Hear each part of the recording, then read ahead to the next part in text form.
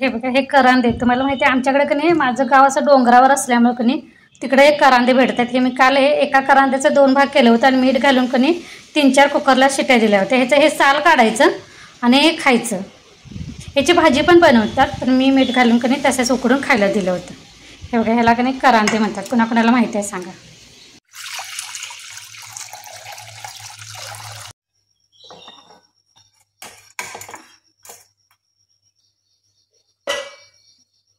वांगी की नाही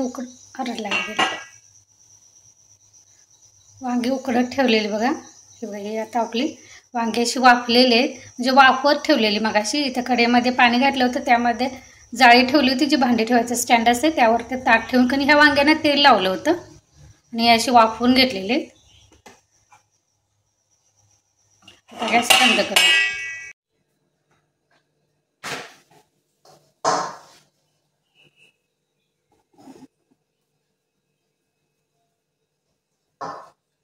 तर तिकडे आपली कधी वांगी पण मी वाफवून घेतलेले, कारण मला आज भरीत करायचं आहे आणि भरीतसाठी कधी मोठी वांगी लागते, ती मोठी वांगी नाही आहेत माझ्याकडे अशी मध्यम आकाराची वांगी आहे। त्यामुळे मी काय केलं, आपल्या कढईमध्ये पाणी घातलं, त्यामध्ये आपण भांडी ठेवायचं जाळीचं स्टँड असते ना ते घातलं आणि त्यानंतर ताटात की वांग्याला तेल लावून ठेवलेले आणि 15 मिनिट ती अशी झाकण ठेवून वाफवून घ्यायची। गॅस बंद केलेला आहे, गार करत ठेवलेली ती वांगी। तोपर्यंत इकडे की चपाती करून घेऊया। म्हणजे चपाती झाली की आपल्याला भाजी फोडणीला टाकायला येते। भाजीसाठी मी लागणारे कधी कांदा टोमॅटो वगैरे सगळं चिरून घेतलेलं आहे, फक्त फोडणीला टाकायचं। त्या गावाकडच्या पद्धतीने वांग्याचं भरीत आहे।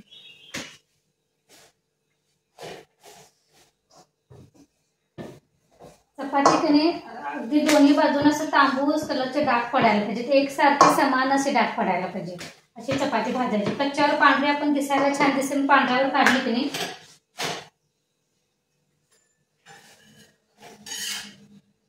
असे सगळीकडून पण असे डाग पडायला पाहिजे।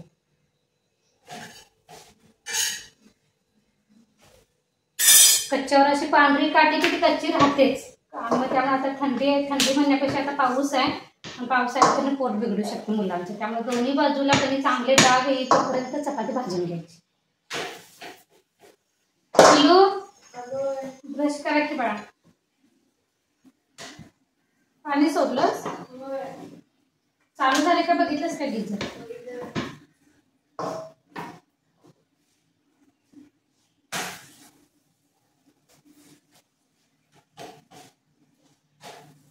मी आताच की सगळ्यांच्या चपात्या करून देते, कारण एकदा पांढरे डाग पडतात, पांढरं पीठ थोडं का असं ना असं ओट्यावर पडतेच, त्यामुळे नंतर परत करायचं म्हणतात की परत ओटा सगळा एकदा स्वच्छ केल्यानंतर परत मग पांढरं पीठ पडते।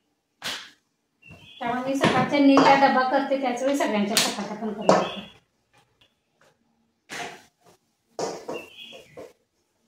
तर आता फक्त चार्लीसाठी की नाही अशा 2 मोठ्या मोठ्या गोळ्यांच्या करून देते, म्हणजे आपल्या चपात्या झाल्या। त्यानंतर भेटू आपण भाजी फोडणीला टाकणार।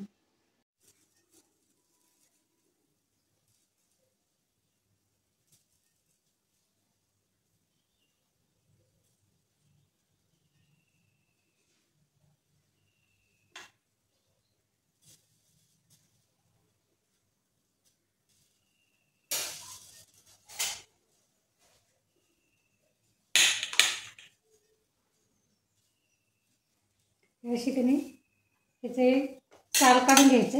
वांग्याचं साल काय निघत नाही, कारण वांगी कवळी असल्यामुळे हे फक्त अशी देठं आणि ती काटेरी बाजू असते ती काढून घ्यायची। साल जितकं निघते तेवढंच काढून घ्यायचं, बाकीचं राहिलं तरी चालतं। कारण आपण का वांग्याची भाजी ज्यावेळी करतोय त्यावेळेस सालासहित वांगी टाकतोय, त्यामुळे आता साल जितकी निघते तेवढीच काढायची, नाही काढली तरी चालते, कारण या कवळ्या वांग्याची साल कधी निघत नाहीत शक्यतो। ते भाजल्यानंतर वांगी कधी त्याचं ते पापुद्रा निघतोय, पण असं वाफवलेल्या वांग्याचं नाही निघत। हे असं फक्त काटेरी जे असते ना ते फक्त काढायचं, जितकं निघते तितकंच काढून घ्यायचं, नाही निघत सोडून द्यायचं। मी काढून घेते, थोडीशी गरम आहेत, काढून घेते आणि त्यानंतर ही सगळी अशी स्मॅश करून घ्यायची, कुस्करून घ्यायची, त्यानंतर दाखवते मी। इकडे कढईमध्ये तेल ठेवलेलं आहे, तेल चांगलं तापू द्यायचं। गॅस मी मोठा केलेला आहे, नंतर जिरे घालायचं, जिरा घातल्यानंतर इथं हे बघा मी बारीक चिरलेला कांदा घेतलाय, टोमॅटो घेतलाय. कांदा भरपूर असं घ्यायचा, मग कोथिंबीर घ्यायची. तर यामध्ये मी आता कांदा आणि टोमॅटो फक्त घालणार आहे.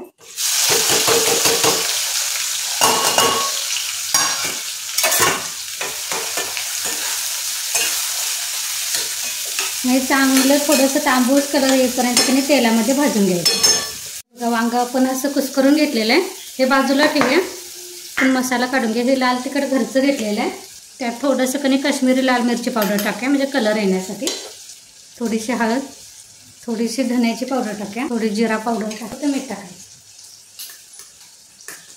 इकडे कांदा टोमॅटो भाजतोय तोपर्यंत त्यातच आपण आलं लसणाची पेस्ट टाकायची. कांदा टोमॅटो सोबत पेस्ट पण चांगली परतली जाते तेलामध्ये. तर थोडंसं कणी झाकण ठेवूया म्हणजे पटकन कांदा भाजतो.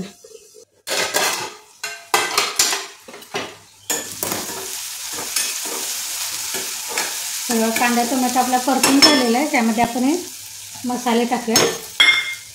हे सगळं एकत्र करायचं आणि कुस्करलेलं वांगं टाकायचं.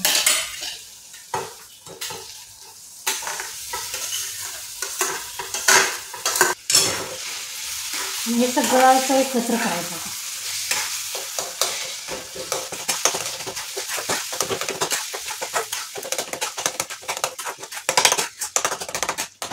थोडीशी की साखर पण टाकूया.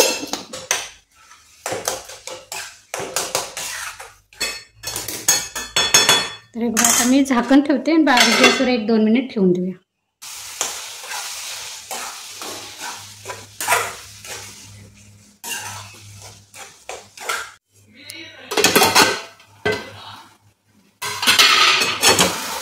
तसं आपलं भरीत तेलामध्ये परतलेलं आहे. वरून कोथिंबीर टाका. तुम्हाला दाखवते छानपैकी असं एकदम गावाकडची पद्धत आहे.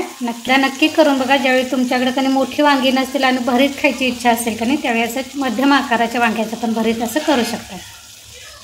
एकदा नक्की ट्राय करून बघा.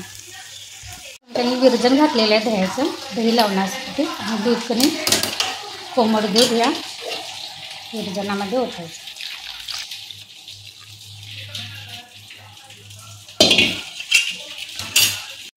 इथे मी की नाही सगळा माझा फ्रीज रिकामा केलेला आहे, कारण हे आहे की नाही हे आगळ आहे. आगळचं कॅन होतं की नाही, ते असं आडवं पडलं आणि त्याचं सगळं की नाही आगळ असं खाली पडलेलं आहे. हा बघा सुकलेला कढीपत्ता. त्यामुळे की नाही मी सगळं पुसायला काढलेलं आहे आणि परत पुसून नवीन भरणार आहे. सगळं फ्रीजमधलं काढून ठेवलेलं आहे. कप्पे घासायला काढलेले आहेत. ज्या भाज्या रिकाम्या झालेले आहेत ते डबे पण काढलेले आहेत. पहिल्यांदा फ्रीज पुसून घेऊया, त्यानंतर हे सगळे कणी काढलेले कप्पे घासून घेऊया.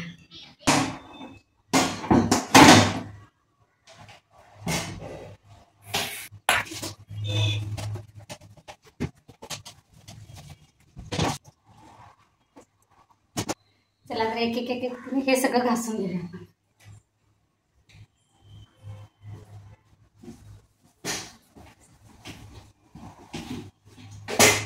पोरं घराच्या बाहेर पडेल तोपर्यंत कधी काही खाल्लं नसतं, जाईल तोपर्यंत कधी त्यांच्याच मागं बसायला तर बाकीची काहीच कामं सुधरत नाही. हे राहिले ते राहिले.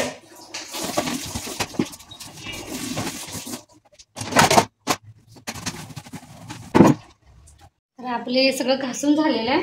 आता हे कधी थोडंसं वाळायला थोडा वेळ लागणार. त्यानंतर पुसून मी त्यामध्ये साहित्य घालून घेणार आहे. भाज्या वगैरे भरून ठेवणार आहे. तोपर्यंत थोडंसं कधी मटकी भिजत घालूया मोड यायला. मटकी अशी 1-2 वेळा पाण्यामध्ये धुवून घ्यायची. त्यानंतर ह्यामध्ये कधी पाणी घालून ठेवायचं. म्हणजे आज सकाळी ठेवलं कधी संध्याकाळी यातलं पाणी काढायचं आणि कोरड्या कापड्यात कधी बांधून ठेवायचं. म्हणजे उद्यापर्यंत चांगली मोड येते आणि ताजं पण येते आणि वास पण येत नाही सोबत.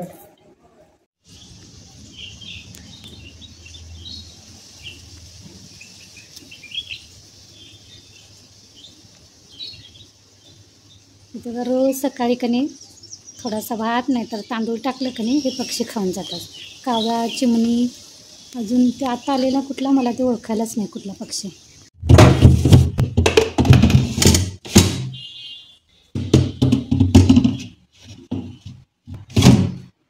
ठीक आहे, आता माझ्या खालचा कणी ट्रे रिकामाच आहे.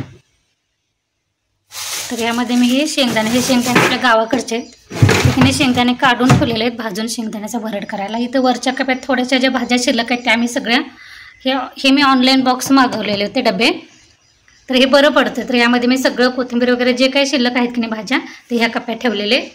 त्यानंतर हा डबा काय रिकामाच आहे, ह्यात मी बटाटे वगैरे ठेवते, पण सध्या तो रिकामाच आहे. तर मागचा आहे ते आलं लसणाची पेस्ट मी बनवून ठेवते ते आहे. आणि ह्या कटोऱ्यामध्ये सकाळचं थोडंसं चपातीला पीठ मळलेलं की नाही ते शिल्लक राहिलेलं आहे. वरचा कप्पा काय अजून रिकामाच आहे. आणि हे कणी मी मागेच आता 15 दिवसापूर्वी याचा बर्फ कणी रिकामा केला होता, तरी पण हा कणी बर्फ इतका साचतं इथं. ह्यामध्ये मी कणी घरातच पनीर ठेवलं होतं, करून पनीर म्हणजे माझं दूध नासलं होतं त्याचंच मी कणी पनीर करून ठेवलं होतं. थोडंसं पनीर वगैरे शिल्लकचे आणून ठेवलेलं. हे बटर, हे आम्रखंड. तर ह्या कप्प्यात कणी सारखा माझ्या बर्फ होतं आहे, कशानं काय माहिती. हे कप्पे ह्यात मी मेणबत्त्या वगैरे ठेवते, चाव्या वगैरे. ह्यात मी नेल पेंट आणि कलरचे मध वगैरे कलर वगैरे असं ठेवते, फ्रूट कलर. त्यानंतर ह्या खालच्या कप्प्यात इथं मी बॉटल ठेवते उन्हाळ्यात, पण आता काय पावसाळ्यात ह्यात मी सुट्टे पैसे ठेवलेले आहेत, कारण दूध वगैरे आणायला जाताना कणी तर ते लागते. आणि इथे बघा हा खालचा कणी ट्रे माझा मोडलेला आहे, तर तरीसुद्धा मी ते पुसून ठेवलेलं आहे. त्यात आगळ वगैरे ह्यामध्ये सगळं चिंच, जे काय पोरांचं अजून टोमॅटो सॉस वगैरे जे असेल ना मायोनीज ते मी ह्यामध्ये ठेवलेलं आहे, डालडा वगैरे. तर अशा पद्धतीने माझं कणी फ्रीज मी आज व्यवस्थित केलेलं आहे पुसून वगैरे. फ्रीजला कणी जवळजवळ 13 वर्षे झाली माझ्या घेऊन. 13 वर्षाचा जुना हा फ्रीज आहे. त्यामुळे ते पोरं लहान होते त्यामुळे ते खालचा ट्रे कणी सारखं काहीतरी आपटून ते खालचा असं मोडलेला आहे. भाजी ठेवायच्या ट्रेला पण कणी अशी भेग दिलेली आहे, ती आता नवीन मिळते का बघून कणी ते आणायला पाहिजे. ओट्यावरचं पण आवडलेलं आहे, गिरणीचा डबा पण मी घासून कोरडा करून ठेवलेला आहे. चला तर ह्यासोबतच आजचा व्लॉग पण मी इथंच थांबवते. पुन्हा भेटू नवीन व्लॉगमध्ये, तोपर्यंत धन्यवाद.